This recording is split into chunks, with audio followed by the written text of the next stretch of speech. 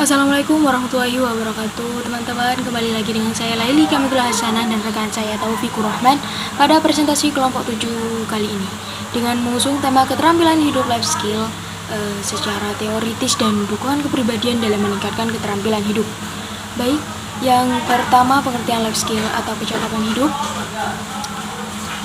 Pendidikan life skill secara umum adalah pendidikan yang diberikan kepada warga belajar untuk lebih memaknai tentang hakikat belajar yang sesungguhnya. Konsep pendidikan berorientasi life skill atau kecakapan hidup mengisyaratkan agar pendidikan mampu memberikan bekal atau hidup secara bermakna bagi semua peserta didik. Life skill adalah kecakapan yang dibutuhkan untuk bekerja selain kecakapan dalam bidang akademik. Merupakan kecakapan oleh seseorang yang mampu menghadapi segala permasalahan kehidupan dengan aktif dan proaktif sehingga dapat menyelesaikan permasalahannya. Yang selanjutnya adalah tujuan pendidikan kecakapan hidup. Yang pertama ada tujuan pendidikan kecakapan hidup, yaitu yang pertama untuk meningkatkan kekuatan dan keutuhan keluarga melalui pendidikan. Yang kedua, mengajarkan konsep dan prinsip. Yang ketiga, berkaitan dengan kehidupan keluarga, menggali perilaku dan nilai-nilai personal dan membantu anggota kelompok masyarakat untuk memahami perilaku dan lain-lain. 4. Untuk mengembangkan keterampilan interpersonal. 5. Untuk mengurangi permasalahan keluarga sehingga dapat meningkatkan produktivitas setiap anggota keluarga. Yang selanjutnya yaitu masalah-masalah lain yang berkaitan dengan sumber daya manusia. Berdasarkan hasil evaluasi pelaksana pendidikan kecakapan hidup dilakukan, diketahui masih adanya kendala yang ditemukan sebagai berikut, yaitu yang pertama rendahnya tingkat pendidikan suatu bangsa, menentukan ketangguhan kompetitif bangsa yang bersangkutan. Yang kedua itu tingkat pengangguran dan tingkat kemiskinan. Berkaitan dengan permasalahan yang dikaitkan dengan kondisi sosial ekonomi yang dihadapi Indonesia mulai tahun 2006 itu dan sampai kini, Departemen Pendidikan dan Kebudayaan menerapkan kebijakan yang bertujuan mempercepat proses revaluasi pendidikan yang dikenakan sebagai kebijakan pendidikan. Kecakapan hidup atau life skill yaitu menerapkan kurikulum K13 berorientasi pada kecakapan hidup sehingga pembentukan kecakapan generik dan spesifik terintegrasi dalam proses pembelajaran yang diterapkan di pembelajaran. Baik, itu saja yang bisa saya sampaikan dari presentasi pertama. Sekarang akan dilanjutkan oleh teman saya yaitu Taufikur Rahman. Kepadanya dipersilakan. Baik, saya akan melanjutkan presentasi dari presentator pertama yaitu Laili Kamilatul Hasanah. Selanjutnya yaitu konsepsi kecakapan hidup atau life skill. Konsepsi life skill yang diadopsi ke dalam bahasa Indonesia sebagai kecakapan hidup merupakan kecakapan yang dimiliki seseorang untuk mau dan berani menghadapi problema hidup dan kehidupan secara wajar tanpa merasa tertekan. Kemudian secara aktif dan kreatif mencari dan menemukan pemecahan untuk mengatasi problema tersebut. Menurut konsep bakunya, kecakapan hidup dapat dibagi menjadi dua, yaitu satu, kecakapan hidup generik atau generic life skill atau GLS. Yang kedua yaitu kecakapan spesifik atau specific skill atau SLS. Menurut Departemen Pendidikan Nasional tahun 2005, kecakapan hidup itu dipilah menjadi 5, yaitu 1. Kecakapan personal, 2. Kecakapan sosial, 3. Kecakapan berpikir rasional, 4. Kecakapan akademik, dan yang kelima kecakapan vokasional. Kecakapan personal dipilah lagi menjadi 2, yaitu 1. Kecakapan kesadaran diri, yang kedua kecakapan berpikir rasional. Kecakapan kesadaran diri meliputi kecakapan eksistensi diri sebagai makhluk Tuhan Yang Maha Esa, makhluk sosial, makhluk lingkungan, dan kecakapan potensi diri serta motivasi untuk mengembangkannya. Yang kedua yaitu kecakapan berpikir rasional, meliputi kecakapan menggali dan menemukan informasi, kecakapan mengolah informasi, memecahkan masalah, dan menarik kesimpulan. Kecakapan hidup dapat digolongkan ke dalam dua kategori, yaitu satu, kecakapan hidup dasar, yang kedua, kecakapan hidup instrumental. Kecakapan hidup dasar bersifat universal, berlaku sepanjang zaman dan di semua ruang dan waktu. Sebaliknya, kecakapan hidup instrumental bersifat relatif dan berubah menurut waktu dan ruang.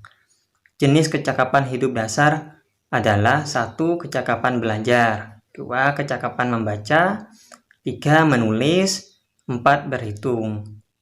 Kecakapan berkomunikasi meliputi 1. Lisan, 2. Tulisan, 3. Tampilan. Kecakapan berpikir meliputi 1. Kecakapan kalbu atau iman termasuk spiritual, rasa, dan emosi. 2. Kecakapan mengelola kesehatan badan. 3. Kecakapan merumuskan keinginan dan berupaya mencapainya. 4. Kecakapan berkelompok dan sosial. Jenis kecakapan hidup instrumental meliputi yaitu 1.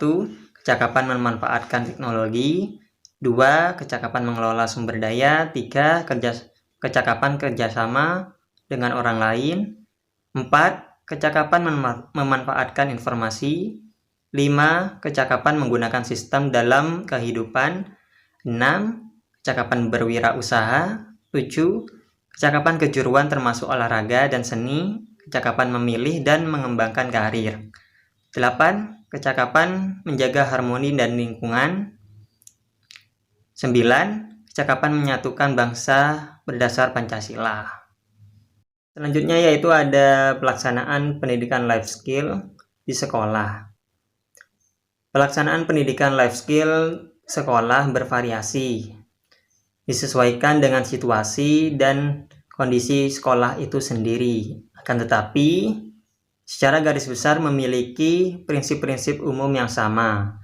Berikut ini adalah prinsip umum pendidikan life skill, khususnya yang berkaitan dengan kebijakan pendidikan di Indonesia. Yang pertama yaitu tidak mengubah sistem pendidikan yang berlaku. Yang kedua yaitu tidak harus dengan mengubah kurikulum, tetapi yang diperlukan adalah penyiasatan kurikulum untuk diorientasikan dan diintegrasikan kepada pengembangan kecakapan hidup. Yang ketiga yaitu etika sosio-religius bangsa dapat diintegrasikan dalam proses pendidikan. Pembelajaran menggunakan prinsip learning to know, learning to do, learning to be, dan learning to live together. Yang keempat yaitu pelaksanaan pendidikan life skill dengan menerapkan kerangka kurikulum nasional Indonesia. Selanjutnya, hal-hal yang dapat dilaksanakan terkait dengan penerapan kebijakan mengenai kecakapan hidup atau life skill, baik pada pendidikan formal maupun non-formal, mencakup hal-hal sebagai berikut. Yang pertama yaitu pembentukan tim khusus pengembang pendidikan kecakapan hidup pada lembaga sekolah. Yang kedua yaitu formulasi konsep tentang pendidikan kecakapan hidup. Yang ketiga yaitu sosialisasi konsep pendidikan kecakapan hidup kepada internal sekolah. Yang keempat yaitu seminar konsultasi nasional tentang pendidikan kecakapan hidup. Yang kelima, pelatihan dan workshop. Yang keenam, penyusunan indikator-indikator keberhasilan pendidikan kecakapan hidup yang diterapkan pada lembaga sekolah. Yang ketujuh, penyusunan panduan khusus untuk memperoleh dukungan dana operasional penerapan pendidikan kecakapan hidup di masing-masing institusi. Yang kedelapan, penyusunan panduan operasional penerapan pendidikan kecakapan hidup di masing-masing institusi. Dan yang kesembilan, yaitu melakukan evaluasi dan monitoring terhadap pelaksanaan pendidikan kecakapan hidup. Nah, agar peserta didik dapat mengimplementasikan program pendidikan keterampilan kecakapan hidup ini, maka mereka juga harus dibekali dengan beberapa pengetahuan dan keterampilan penunjang lainnya. Menurut Jam'an Satori 2002, lingkup life skill yang harus dipenuhi yaitu 1. Keterampilan keseharian seperti pengelolaan kebutuhan pribadi, keuangan rumah, kesehatan rekreasi, kesadaran lingkungan, dan tanggung jawab sebagai warga negara. Yang kedua yaitu keterampilan personal dan sosial. Termasuk keterampilan ini diantara lain pemahaman potensi diri yang dimiliki, percaya diri, kepemimpinan, tenggang rasa, dan empati.